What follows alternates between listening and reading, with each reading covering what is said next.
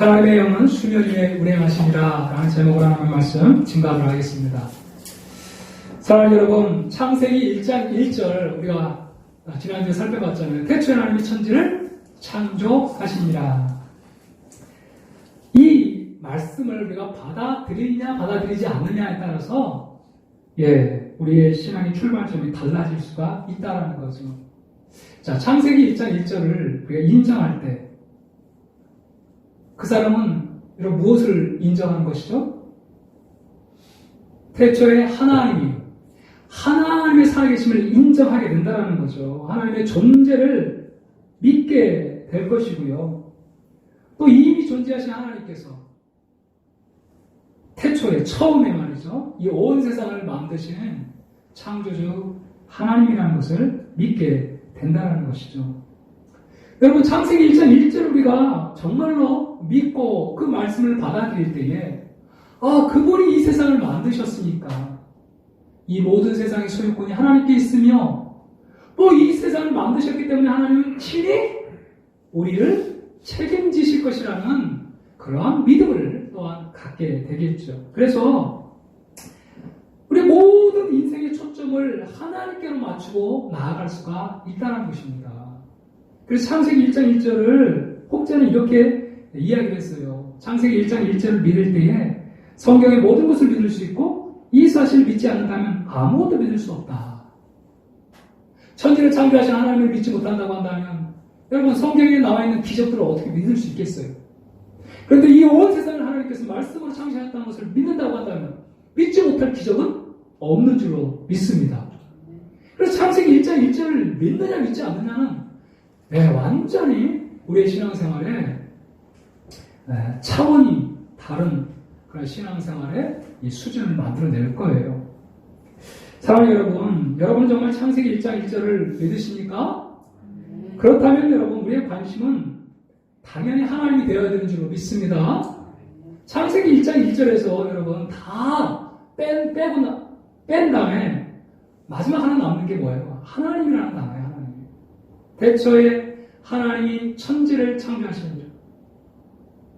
유일하게 남는 하나는 하나님이잖아요. 하나님을 보여주는 거예요. 이 온 세상을 누가 만드셨냐? 하나님 만들었다는 거예요. 그러니까 여러분, 이 온 세상의 주인공은 내가 아니에요.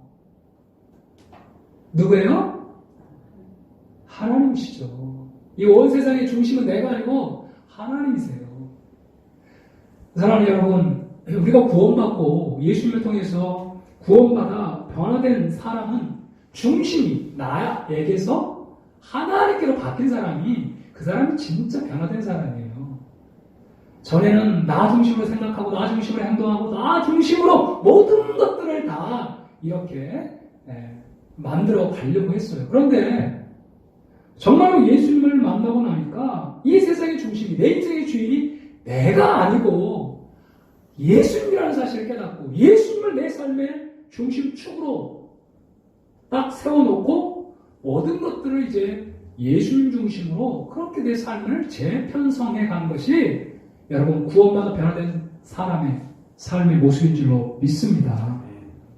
그래서 여러분, 이렇게 변화된 사람은요, 내 뜻을 따라 살아갈 수 없잖아요. 그래서 자꾸 성경을 읽는 거예요. 왜? 성경 말씀을 통해 하나님의 뜻을 깨닫기 위해서. 여러분, 우리가 무엇을 큰 것을 이루었다고 해서 우리 인생이 승리한 것이 아니고 성공한 것이 아니고 하나님의 뜻을 따라 부여잡고 살아가는 삶이 여러분 성공한 인생인 줄로 믿습니다. 사랑하는 여러분, 여러분의 관심이 어디에 있냐 이런 말이에요. 하나님이에요? 아니면 하나님 외에 다른 것이에요? 출애굽한 이스라엘 백성들에게는 이 관심이 당장 먹고 사는 것. 여러분, 그럴 수밖에 없잖아요. 이제 출애굽해가지고 이들이 도착한 곳이 신의 산, 또 광야예요, 광야. 광야는 여러분, 먹을 게 뭐 풍족한가요? 먹을 게 없어요. 물이 없어요. 그러니까 당장 먹고 살 것이 여러분 걱정인 것이 출애굽한 이스라엘 백성들의 삶이라고 할 수가 있죠. 그런데 여러분 생각을 한번 해보세요. 모세가 이 창세기를 통해서 왜 창세기를 기록하고 있는 것입니까? 왜 이 세상을 누가 만드셨는지 기록하고 있는 것입니까? 너희들 걱정하지 마. 이 세상을 누가 만들었니? 하나님이 만드셨잖아. 하나님이 만드셨으면 하나님께서 먹을 것도 공급하실 것이고 입을 것도 하나님께서 공급하실 것이고 이 모든 것을 공급하실 분이 하나님이셔. 그러니까 너희들은 하나님 바라봐. 여러분 창세기를 통해서 모세가 이 이스라엘 백성들에게 진정으로 전해주고 싶었던 것이 무엇이에요? 바로 이것을 여러분 알려주고 싶은 것이 아니겠어요? 이 온 세상을 하나님이 만드셨고 너희는 하나님의 백성이다. 그러니 하나님이 책임지고 너희를 인도해 갈 거야. 그래서 바로 이 창세기를 통해서 이 세상이 어떻게 창조되었고 우리 인간은 어떻게 만들어졌으며 또 우리는 어떠한 공동체를 이루며 살아가야 하는지 구체적으로 그 기원들을 이야기를 해주고 있다는 것입니다. 여러분 우리가 이 기원을 살펴보면서 그렇지 나의 기원은 누구예요? 하나님이잖아요. 그러면 그 하나님께서 책임지실까요? 안 지실까요? 책임지시겠죠. 나의 기원은 하나님이시니까 내 뿌리가 하나님께 다 있기 때문에 하나님은 결코 우리를 버리지 않는다는 사실이에요. 오늘 2절 한 절을 우리가 살펴보지만 이 한 절을 통해서 정말 하나님이 어떤 분인가 깊이 망하는 그런 시간이 되기를 축복합니다. 자, 1절에 태초에 하나님이 천지를 창조하시니라. 그리고 2절에 땅이 혼돈하고 공허하며 땅 이야기를 합니다. 땅. 자, 1절은 이 천지는 하늘들과 땅을 창조했다고 그랬어요. 하늘들. 우리가 원어에 보면. 자, 그래서 온 세상 천지를 말하는 것입니다. 1절에서 이 천지는, 그러나 2절에서 이 땅은 우리가 살고 있는 이 지구를 말해요, 지구. 이 온 세상을 창조하실 때 지구의 모습을 보여주고 있는 거, 2절은요. 자, 그런데 2절, 이 한 절 때문에 엄청난 이 학자들 간의 논쟁이 지금 벌어지고 있어요. 창세기 1장 1절은 태초에 하나님이 천지를 창조하셨다고 아주 장엄하게 선포하잖아요. 그죠? 그런데 2장에 딱 보니까 땅이 혼돈하고 공허함이 흑암이 깊음 위에 있고, 이렇게 지금 이야기를 하고 있다는 거예요. 하나님께서 1절에 태초에 하나님이 천지를 창조하셨다고 한다면, 이제 모든 것들이 다 질서 정연하게 있어야 되는데, 왜 갑자기 2절에 땅이 혼돈하냐? 그래가지고, 이러한 이단들이 주장하기를 뭐라고 그러냐면, 1절과 2절 사이에 오랜 수억 년의 시간이 흘러가면서 악한 사단이 타락을 해가지고 천사가 타락을 해서 이 사단이 반란을 일으켰기 때문에 땅에 혼돈과 공허와 흑암이 깊음이 있었다는 거예요.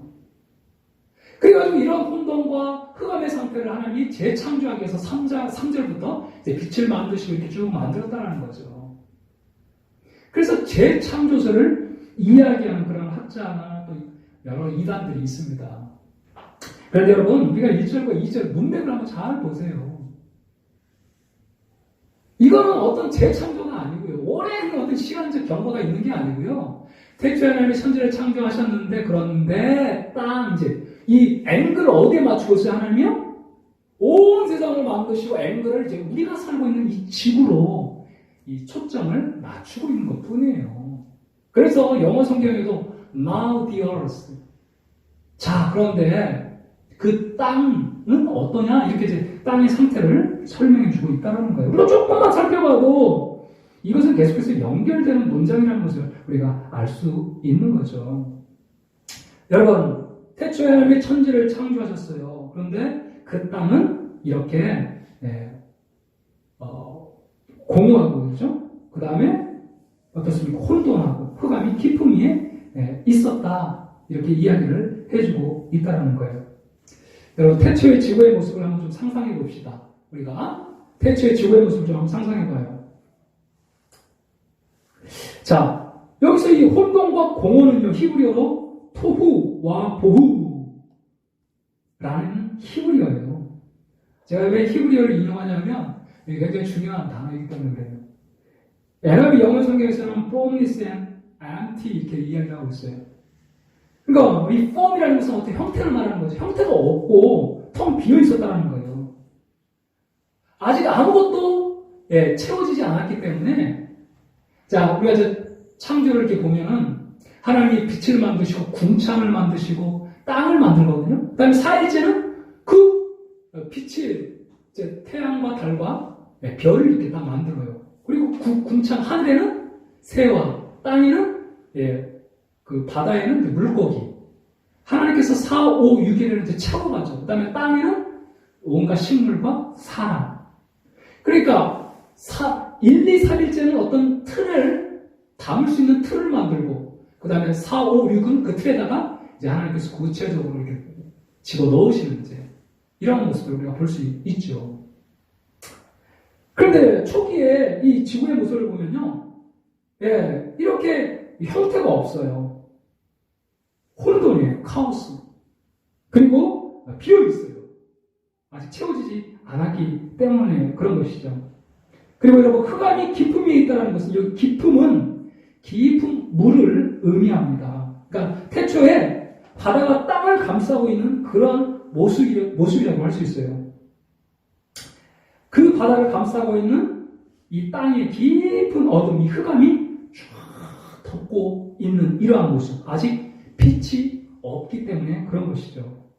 자, 그래서 우리가 2절을 우리가 잘 보시면 지금 아직 완전히 지구가 완성되지 않은 그러한 상태.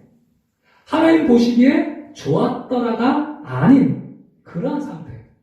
여러분, 연상되세요? 막 혼돈한 상황. 질서가 잡히지 않는 막 혼돈한 그런 상황. 그리고 거기에 아무것도 채워지지 않는 그러한 상황. 그리고 물이 온 바다가 모든 육지를 다 감싸고 있고 그러한 이런 상태를 말씀하고 있는 것이죠. 자, 그런데 이러한 혼돈과 공허와 깊은 흑암이 자리 잡고 있는 그러한 상태에서 우리 2절을 한번 다시 한번 보세요.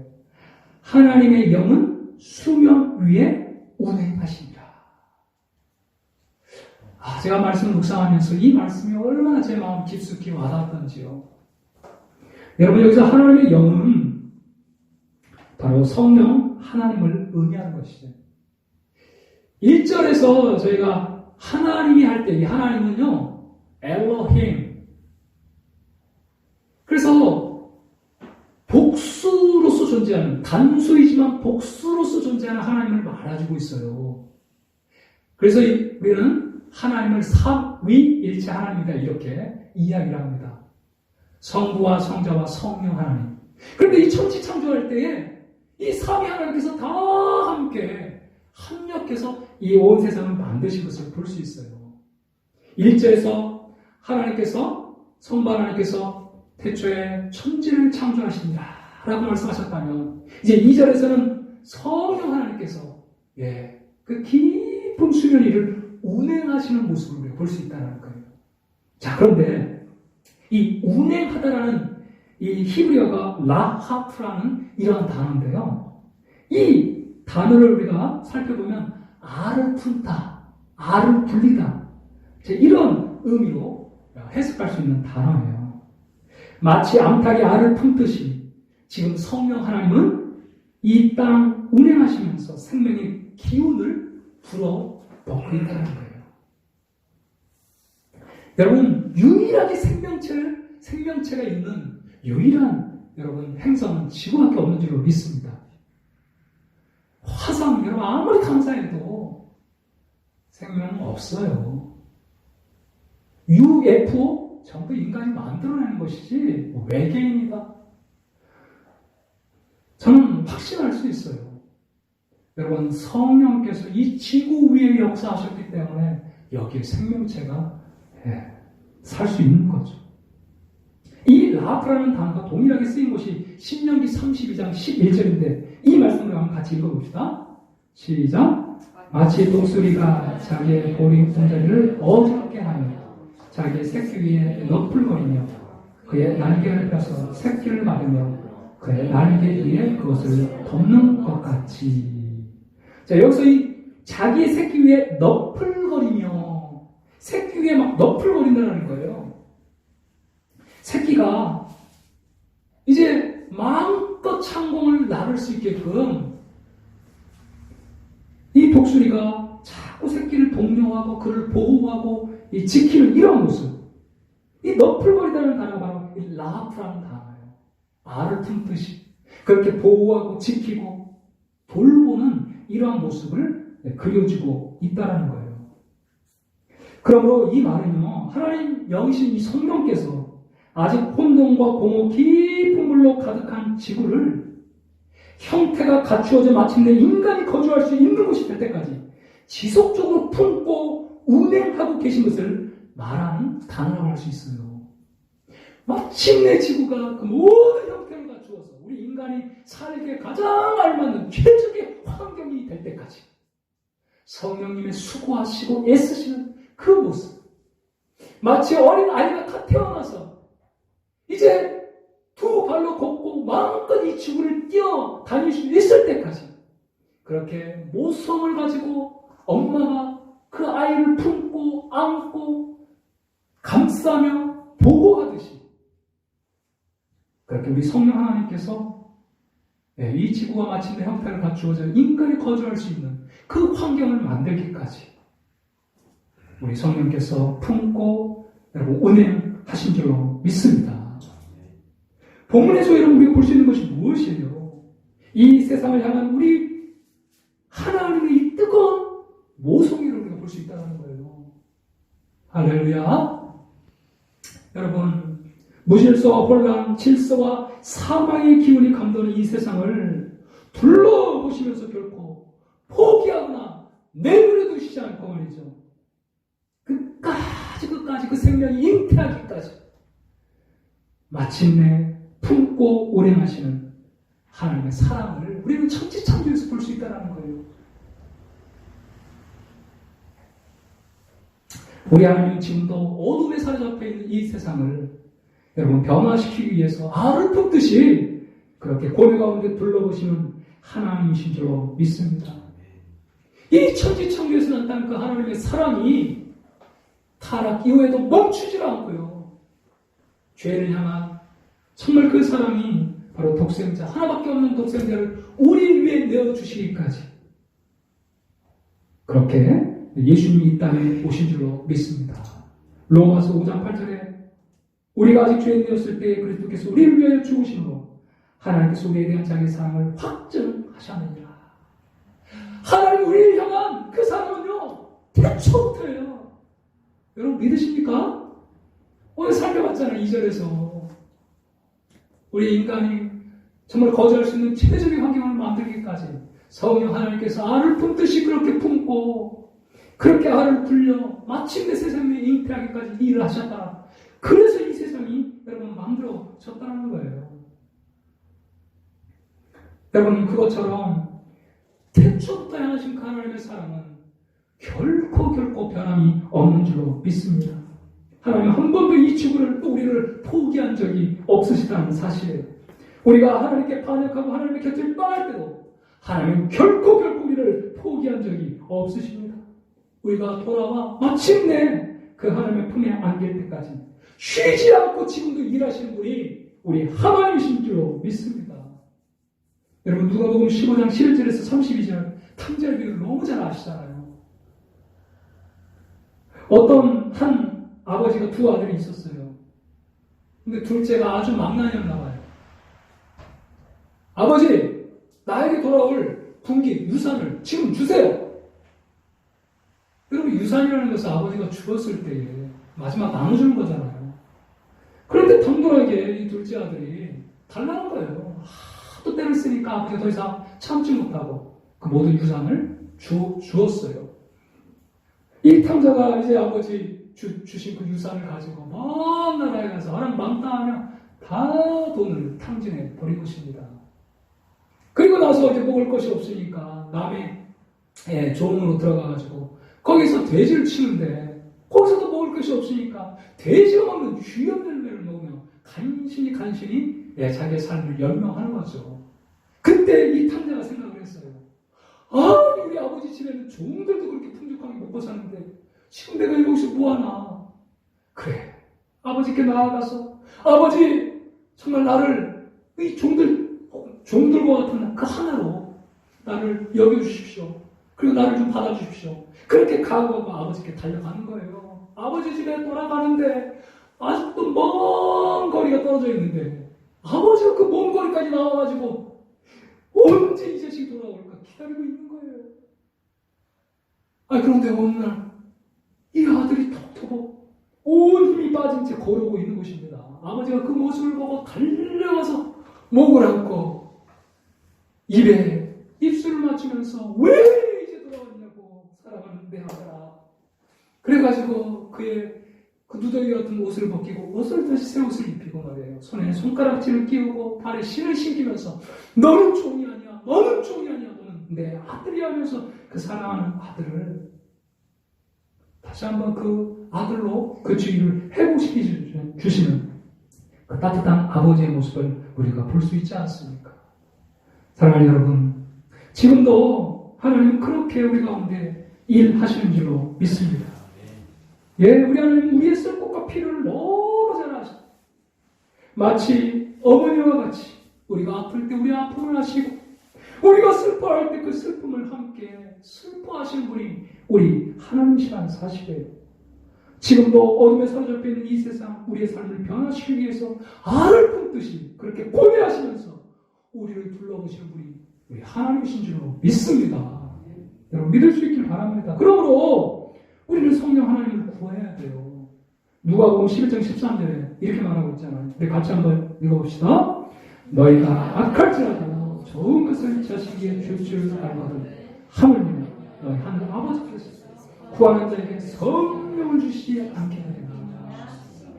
그러니까 이 말은 무엇이냐면요, 가장 좋은 것, 심지어 성령 하나님께서도 하나님마저도 주실 수 있는 분이라는 거예요.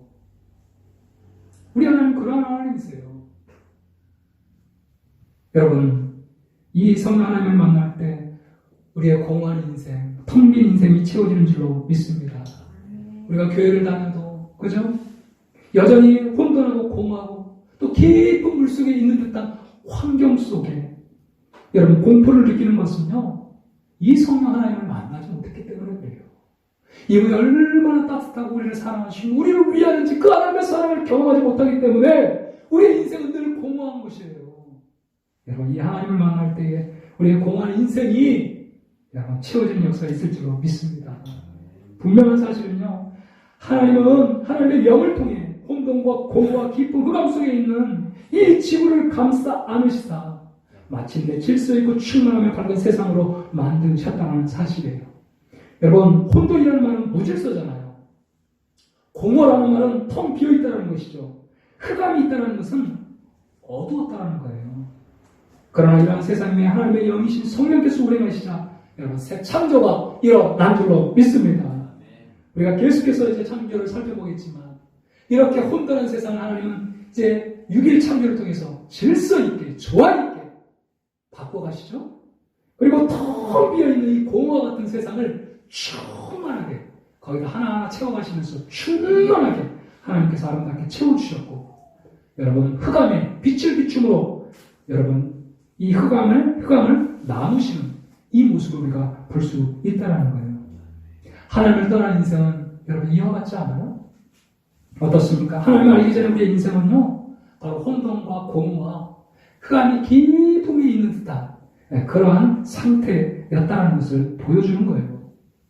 무엇을 위해 살아야 할지 몰라서 우리가 혼돈하고 내가 왜 살아야 하는지 인생의 목적을 모르니까 공허한 것이고 깜깜한 상태에서 한 발 한 발 나아가던 그 인생이 예수님을 모르는 상태의 우리의 인생이라고 할 수 있는 것이죠. 그런데 예수님을 통해서 그 성령님을 만났을 때 그분의 따뜻한 사랑을 느끼며 내가 얼마나 소중한 존재인지, 내가 정말 대처부터 하나님의 사랑을 받고 있는 그러한 존재라는 것을 깨닫게 되고 삶의 의미를 비로소 발견하게 된 줄로 믿습니다. 때로는 깜깜한 흑암이 기쁨이 있는 듯한 환경에 처했다 할지라도 여러분 그 어둠 가운데서 빛을 비춰주시는 그 하나님으로 인해 여러분 담대하게 나아갈 수 있다라는 사실이에요. 코로나19로 우리는 올 한 해도 내내 혼란 속에 있습니다.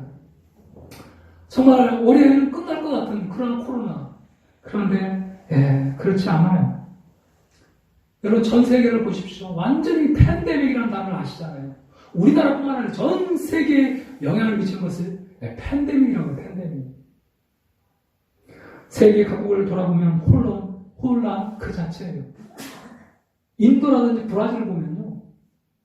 시체를 매장할 곳이 없어가지고 그렇게 개인시간에 그냥 시체를 또 흘러보내는 이러한 그 안타까운 모습을 볼 수가 있어요. 사회, 정치, 문화, 경제, 교육, 종교 이 모든 분야가 다 혼란 속에 있어요. 누구도 그 다음을 예측할 수 없는 그런 상황이 우리는 직면해 있습니다. 누구도 이 상황에서 외일 수 없어요. 혼란과 공허함, 답답함이 우리의 일상은 물론 우리의 마음속에 수시로 드나들고 있습니다. 여러분 그러나 기억해야 될 것은 하나님은 지금도 일하고 계시다는 사실입니다.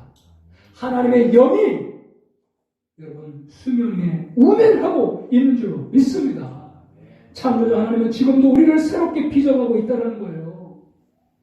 여러분 이 코로나19를 통해서 말해요. 우리의 거품을 빼고 허영을 잠재우고 우리가 쓰고 있는 그 모든 가면을 한순간에 다 벗겨버리는 거예요. 그렇게 우리의 실체를 우리의 민낯을 보게 하시는 것입니다. 여러분 무너질 것이 무너지고 뽑힐 것이 뽑히는 일에는 반드시 아픔이 뒤따라요. 그렇지만 이 새 창조의 이 고통 이것이 무너지지 않으면요 우리는 평생 그 가짜를 붙잡고 살아갈 수밖에 없잖아요. 사랑하는 여러분 혹시 지금 혼돈과 공허와 흑암의 깊은 그 흑암 속에 여러분 계시지는 않아요? 그래서 무너질 듯한 그 두려움에 여러분 힘들어하고 계시진 않습니까? 그렇다면 하나님이 나를 창조하시기 가장 좋은 그 상태에 있는 여러분 기억하시길 바라요. 지금 이 시점 혼돈과 공허와 흑암이 깊은 위에 있는 그 상태 여러분 그 상태에서 하나님은 나를 새롭게 빚어 가실 줄로 믿습니다. 그래서 우리의 삶에 때론 이 공허와 그 혼돈이 때론 깊음의 상황 가운데 있는 그 상황이 하나님의 새롭게 나를 빚을 수 있는 최적의 환경이 될 수 있다는 이 사실을 우리가 기억하고 그 상황 가운데서도 지금도 일하시는 그 하나님을 더 간절히 사모하고 붙들고 여러분 그 하나님에 나아갈 수 있기를 축복합니다. 여러분 분명한 사실은 성령 하나님은 지금 우리 가운데 일하고 계시다는 사실이에요. 혼돈과 공허 깊은 흑암의 상태에 있는 우리가 주님께 나아갈 때 그 하나님은 혼돈된 우리의 삶의 질서와 조화를 잡으시고 공허한 우리의 마음을 여러분 충만함으로 채우실 것이고 깊음 속에 있는 환경을 변화시켜 빛의 자녀들로 나올 수 있는 놀라운 은혜를 하나님 베풀어 주실 줄로 믿습니다. 여러분 오늘 이 말씀을 꼭 기억하십시다. 하나님의 영은 수면 위에 운행하십니다. 하나님은 지금도 일하고 계시고 하나님의 변함없는 사랑으로 우리의 삶을 회복하기를 원하시는 그 하나님 이 하나님의 마음을 우리가 품고 얼마나 하나님 앞에 담대하게 예수 이름으로 나아가 여러분의 삶의 회복을 경험하는 놀라운 은혜를 여러분 경험하시길 축복합니다. 아멘. 우리 한번 찬양하고 기도